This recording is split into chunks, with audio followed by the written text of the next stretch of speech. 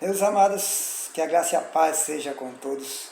Mais uma vez, vamos fechar hoje o estudo da Epístola de Tiago. São apenas 5 capítulos. E hoje nós vamos encerrar aqui em nome de Jesus. Mas antes de começar a leitura do capítulo 5, nós vamos fazer aqui um resumo, do que nós já temos aprendido até aqui, desde o início, e até o capítulo 4, e hoje encerraremos com o capítulo 5, tá certo? Eu não vou ler, evidente, os capítulos, porque senão a gente vai passar o resto do momento aqui só lendo, Vou fazer aqui apenas um resumo daquilo que nós aprendemos até aqui com Tiago, Tiago, que era, segundo os historiadores, irmão do Senhor, que se converteu após a ressurreição, não é o apóstolo. Ok? Então, resumindo aqui, o capítulo 5, ou melhor, o capítulo 1, nós aprendemos com Tiago uma coisa. Tiago nos ensina que devemos nos alegrar diante das tribulações, provações ou tentações, dependendo da versão, entendendo que por essas coisas nossa fé é fortalecida, proporcionando-nos maturidade ou crescimento na vida cristã. É interessante, nós aprendemos isso no decorrer do estudo do capítulo 1. Também, Tiago nos exorta a pedir sabedoria a Deus, crendo que nos será concedido desde que peçamos com fé. Pois quem pede sem fé, nada alcançará. Ele também nos dá uma orientação acerca de que a pessoa de ânimo dobre é inconstante em todo o seu caminhar. Ânimo vem de vida, logo significa vida. Dobre, no nosso dicionário de língua portuguesa, significa dupla, ou aquele que duplica. Não a linguagem bem popular, bem conhecida, são pessoas de duas caras ou de duas personalidades. No sentido bíblico, pessoas falsas. Ou pessoa vacilante, que uma hora está certinha, outra hora está toda errada, uma hora concorda com as coisas de Deus, outra hora concorda com o mundo, uma hora confia, outra hora não confia, coisa desse tipo.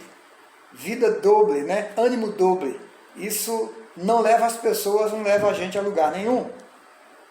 Ainda nesse capítulo, Tiago nos orienta a não pôr toda a nossa expectativa de satisfação nas riquezas, pois essas são como a flor que ao amanhecer do dia, ela encanta a todos com a sua beleza, mas logo que o sol aquece, ela seca e lá se foi todo o seu encanto.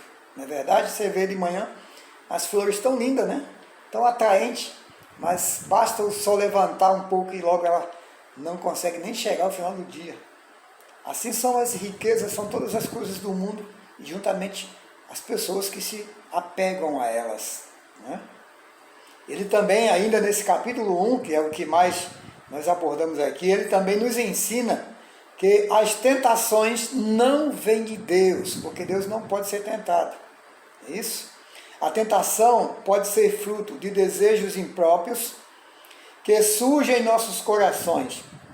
E uma vez consumado tais desejos, faz nascer o pecado, que por sua vez gera morte, que tem a ver com estar afastados de Deus, separados de Deus. Outra orientação fundamental para a vida do crente, ensinada por Tiago, é que devemos aprender a ouvir mais do que falar. Essa aqui é uma coisa que mexe com a gente, que a gente normalmente gosta de falar demais e ouvir pouco. Mas Tiago nos ensina a ouvir mais e falar menos. Que a gente possa aprender isso, Deixa eu ver mais aqui. Também ele nos ensina que devemos conter a ira, pois quando agimos irados, sempre agimos fora dos propósitos de Deus, porque a ira não promove a justiça de Deus. Tiago nos ensina a rejeitar a imundícia e malícia e aceitar a palavra de Deus com mansidão, esta mesma palavra devendo ser praticada por nós, e não ser como aquele que contempla o espelho, né? E logo se vai e esqueceu do que contemplou, não sabe mais o que tinha ali. Lembrando, né, dos espelhos da época não tem nada a ver com os de hoje, né? A dificuldade de imagem era muito grande. No capítulo 2, somos orientados a não fazer acepção de pessoas, destacando a prática do amor ao próximo como um benfeitor. Aquele que faz assim, que ama o próximo, faz bem. Ele segue orientando a exercer a fé de maneira prática e não apenas fazendo declarações de fé, tendo em vista que a falta de prática daquilo que confessamos resulta em uma fé morta. Não tem efeito algum. Quando eu professo a minha fé, digo que acredito nisso, naquilo, e não pratico, não vivo aquilo que professo ou confesso. Então essa fé é morta. No capítulo 3, Tiago nos chama a atenção para a questão de ser mestre, chegando mesmo a pedir que muitos não deviam ser mestre. Logo, há sempre alguns que podem ser, né? Mestre é aquele que tem a responsabilidade de ensinar, de orientar. Logo, o juízo sobre ele é muito mais duro, porque no momento que ele ensina, ele é obrigado também a viver. Aliás, deve viver antes de ensinar, né? É uma grande responsabilidade. Por isso, Tiago chama a atenção, já que muitos desejam ser mestre, né? Mas ele diz, olha, muitos não deviam ser mestre, porque traz sobre si mais duro juízo. Entre todos os ensinos que recebemos de Tiago até aqui, talvez esse que vamos falar agora seja o que mais nos causa arrepio. É a nossa incapacidade de dominar a língua. E ele faz aqui uma comparação, né, sobre o leme, sobre o freio na boca do cavalo, que apesar de tão pequeno, consegue dominar um animal ou um objeto tão grande como um navio naquela época, né, que não era tão grande, mas em função do leme é muito grande. E apesar de ser impulsionado pelos ventos, você consegue levar para onde quer por conta do remo. Assim a língua, que é pequena, está na boca e consegue dominar todo o nosso corpo e a gente não tem como dominá-la. Lembrando que ele disse que não convém que a gente se deixe dominar por ela, falar tudo que vem na mente, né? Então, temos que tomar nossos devidos cuidados. Tiago também nos ensina, neste capítulo, ou melhor, ele nos desafia a mostrar a nossa sabedoria na prática, se é que nos consideramos sábios. Então, se alguém se acha sábio, então mostre nos seus feitos a sua sabedoria. Tiago diz que a sabedoria que se mostra acompanhada de contendas, invejas e algo do tipo, é terrena, animal e diabólica. Ao passo que a sabedoria que vem de Deus é pura, pacífica, moderada, tratável e cheia de misericórdia, de bons frutos e sem parcialidade. Então, quer ser sábio, cuidado com como vive, né? Porque a sabedoria que vem do alto, ela é preenchida com essas características que acabamos de falar aqui, que louvam o nome de Deus em tudo, né? No capítulo 4, que a gente estudou semana passada, Tiago diz que muitos dos nossos conflitos pessoais são resultado da nossa cobiça, por coisas que nem sempre temos necessidade delas. E na maioria das vezes, são apenas para satisfazer nosso ego, nosso desejo de ter determinadas coisas, né? E por essa razão, muitas das vezes, Deus não nos permite ter. Deus não nos permite alcançar. Entende? Então, essas lições que Tiago nos mostra aqui nesse capítulo 4 no início, ele também, nesse mesmo capítulo, nos chama a atenção para a questão do erro, em que muitos incorrem, pensar que pode pertencer a Deus e ao mesmo tempo ser amigo do mundo, isto é, eu posso servir a Deus, ao mesmo tempo posso usufruir dos conceitos, das vantagens que o mundo oferece, dos prazeres do mundo. E ele é até duro em sua definição ao dizer que quem é amigo do mundo é inimigo de Deus. Isso é para realmente nos chamar a atenção e sermos crentes verdadeiros, né? E não brincar, não achar que podemos, eu posso ter Deus sem precisar ser crente, sem precisar estar numa igreja. Isso é a maior furada para as pessoas que pensam dessa forma. Tiago nos orienta ainda, nesse capítulo, que devemos ser submissos a Deus e resistir ao diabo, para que o diabo, fuja de nós. E ainda, ao passo que chegamos a Deus, ele se chegará a nós. A gente até lembrou semana passada de Jeremias 29, 11, 12, 13, né? Que o Senhor diz: buscar-me-eis e me achareis quando me buscareis de todo o coração, e serei achado de vós, diz o Senhor. E segue, né, nos outros versículos. Muito bem. Por essa razão, Tiago nos ensina a nos humilharmos perante Deus, e Deus nos exaltará se assim fizermos.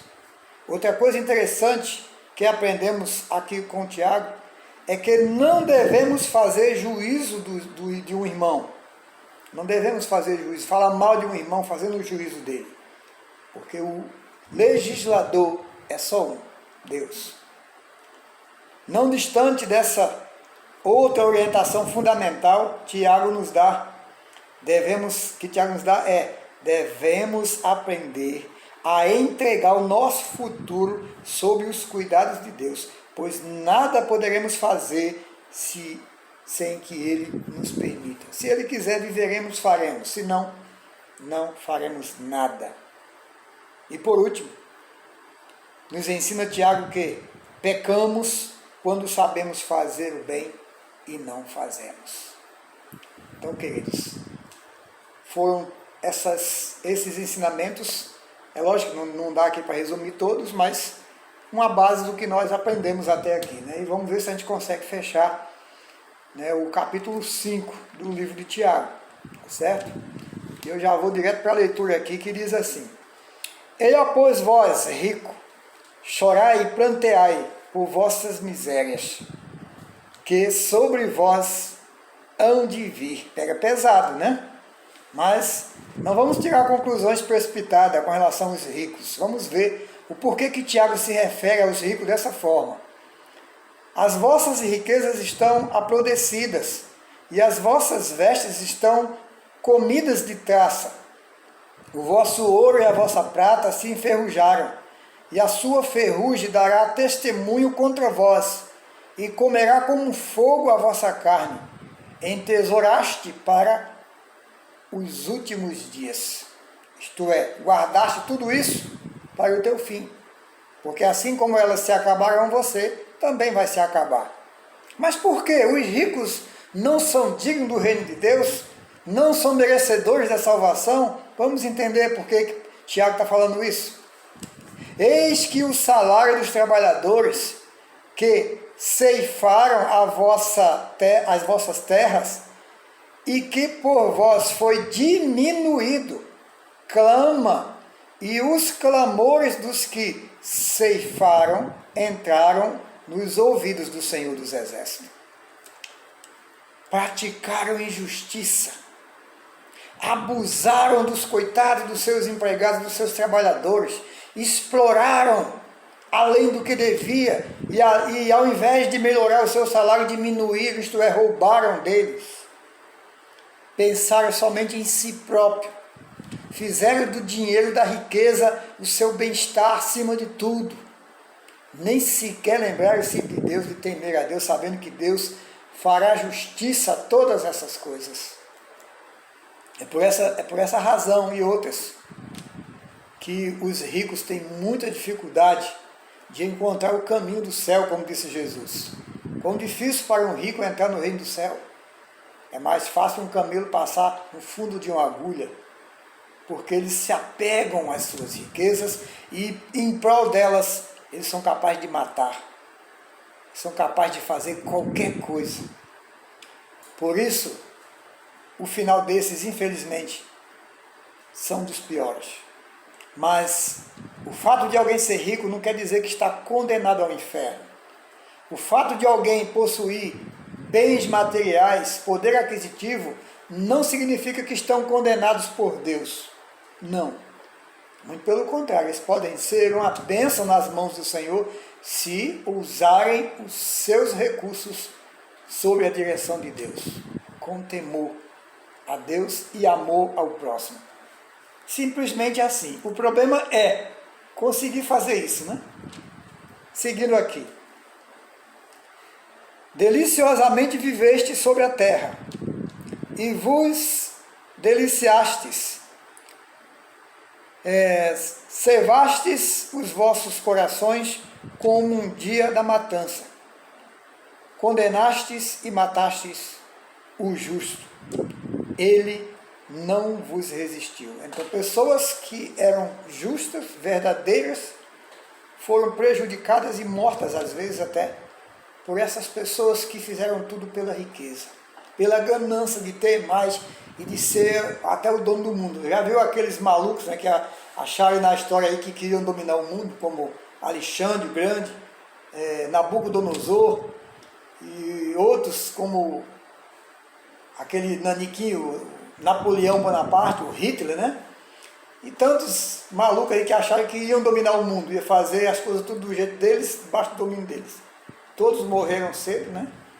E não deixaram nada, só história para contar. É assim que funciona.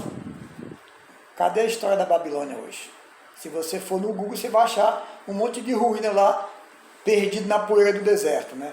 Somente isso, nada mais. Aquele império glorioso chamava a atenção de todo mundo e que se aproveitou muitas das vezes, né, de tantas nações, destruindo povos e acumulando riquezas e mais glória para si. Cadê? Está onde hoje?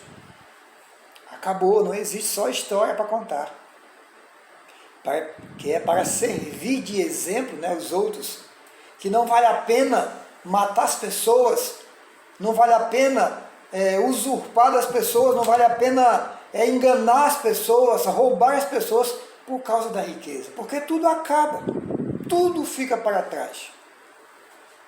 E aqui ele muda de assunto, né? Fala sobre a paciência no versículo 7. Ele diz: sede, pois, irmãos, paciente até a vinda do Senhor. Eis que o lavrador espera o precioso fruto da terra, aguardando-o com paciência até que receba a chuva temporã e seródia. Sede vós também paciente, fortalecei os vossos corações, porque já a vinda do Senhor está próxima. Isto é, não importa o que passarem agora ou até aquele dia, mas tenha paciência. Ele não está falando aqui de colheita, que você vai colher aqui na terra, que você vai ter isso, não. Está falando assim como o agricultor que espera pacientemente pelo fruto, né, daquilo que plantou, nós devemos também ter a mesma paciência em aguardar a promessa de Deus para nós. Que promessa é essa? Evidentemente, a vida eterna. O reino de glória que o Senhor tem para nós, de descanso e alegria eterna. Ah, como eu anseio esse momento, sinceramente. Esse mundo está complicado demais. Então vamos ter paciência. Por mais difícil que esteja aqui agora, vamos ter paciência, porque isso tudo vai passar. Nós alcançaremos o triunfo, é certo. Ninguém roubará de nós. Ninguém, nem tribulação, nem dor, nem morte, nem anjo, nem potestade, nem ninguém, nada nem ninguém nos separará do amor de Deus que está em Cristo Jesus. Conforme diz Paulo lá em Romanos, capítulo 8. Versículo 9. Irmãos, não vos queixeis uns dos outros, para que não sejais condenados. Eis que o juízo está à porta. Mas, só por nos queixar de alguém, podemos correr o risco de entrar em juízo? Complicado isso aqui, né? Mas vamos entender aqui essa queixa no sentido de indignação. Quando você fica indignado demais com uma pessoa e começa, né, a fazer queixa dela, reclamar e murmurar contra ela, muitas das vezes até pensando coisas ruins. Isso pode demonstrar o tipo de pessoa que sou. Pode parecer que eu não me identifico como um filho de Deus, como alguém que teve um coração transformado. Isso demonstra, né, a minha identidade cristã, pode demonstrar. Então é um perigo, portanto, não devemos ficar com esse tipo de queixas, né? Meus irmãos, tomai por exemplo de aflição a paciência dos profetas, que falaram em nome do Senhor. Eis que temos por bem-aventurado os que sofrem. Ouvi qual foi a paciência de Jó, e vistes o fim que o Senhor lhes deu, porque o Senhor é muito misericordioso e piedoso. Né? Não precisa nem falar sobre o que Jó passou, né? Quem foi Jó e o que passou e por quê, né? Os irmãos já conhecem. Mas lembrando da maneira como terminou, o que Deus fez por ele depois, ali fica para a gente uma lição fundamental acerca do ter paciência diante das dificuldades que enfrentamos nesse mundo.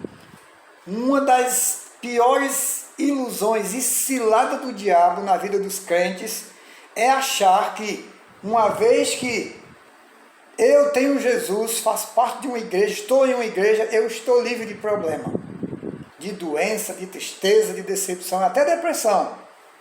Isso é uma mentira deslavada e que o inimigo gosta de ver as pessoas iludidas com isso. Porque nós estamos no mundo, queridos. Nós não alcançamos ainda o reino que está prometido para nós. Apesar de ele estar dentro de nós, como disse Jesus, pela fé, é pela fé. Como nós falamos, né, nesses últimos domingos, de acordo com as inscrições bíblicas, a palavra de Deus, o diabo é quem domina esse mundo, não é o Senhor ainda. Ah, o Senhor não é absoluto? É. Ele é soberano, sim, mas quando o pecado entrou no mundo, passou a ser dominado pelo inimigo, pelo diabo. Deus ainda não tomou o governo desse mundo. E onde é que está escrito isso? 2 Coríntios 4, versículo 3 e 4. Que o príncipe ou o rei deste século cegou a mente das pessoas para que elas não compreendam o Evangelho. E é por essa razão que as pessoas fazem uma interpretação errada do cristianismo e acham que ser cristão é estar livre de todo e qualquer problema aqui na terra. Isso é uma mentira. Nós teremos aflições, como disse Jesus, mas venceremos porque Cristo venceu por nós. Isso faz toda a diferença. Por isso não devemos desanimar.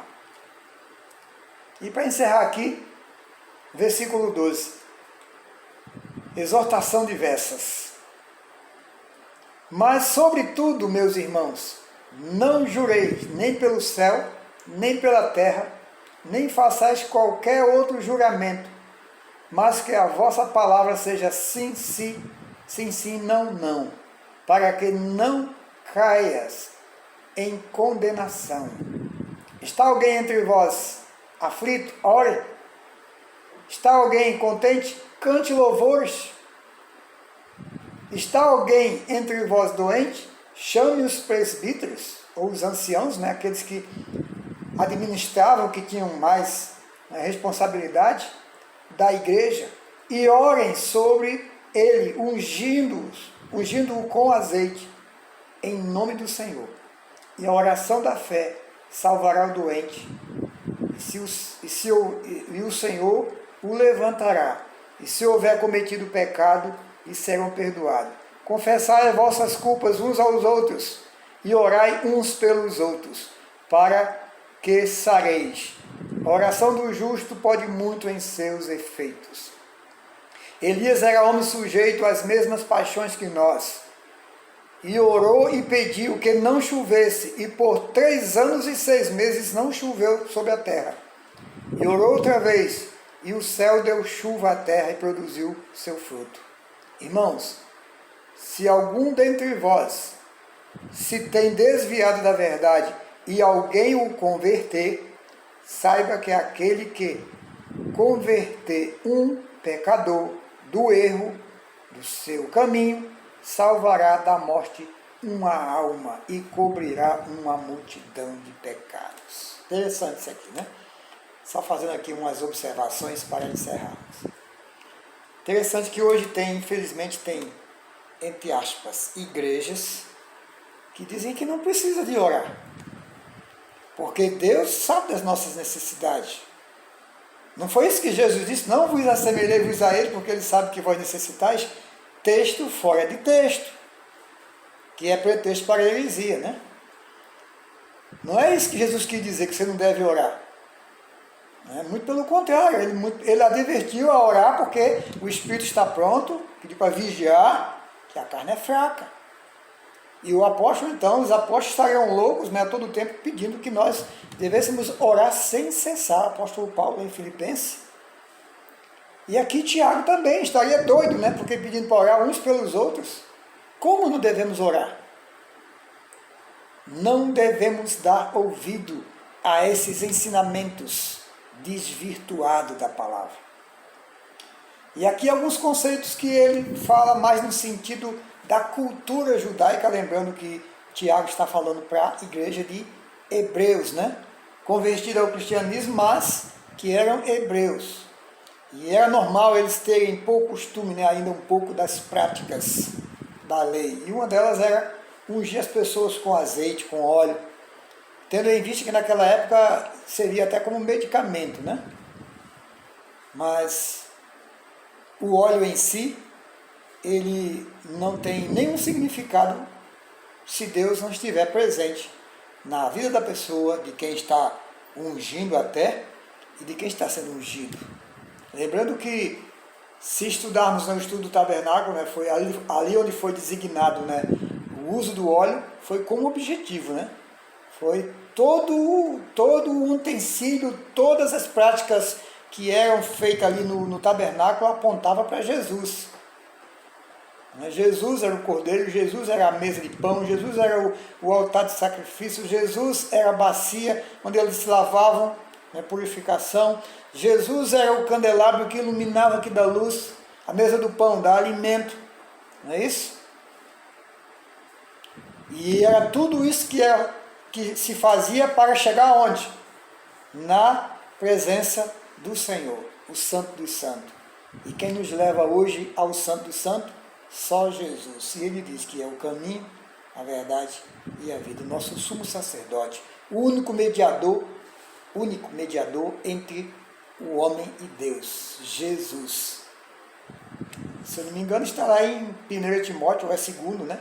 Capítulo 2, versículo 5. Então, queridos, por hoje é só. Que Deus os abençoe e que o Espírito Santo esteja completando em seus corações aquilo que falta. Qualquer dúvida, pode me perguntar. Essa mensagem vai estar no YouTube. É só entrar lá e fazer sua observação, que, se possível for, com certeza teria o prazer de lhe dar resposta. Eu digo se possível porque eu não sou dono da verdade, né? Nem sempre a gente pode responder tudo. Então vamos encerrar por aqui. Que Deus abençoe os amados.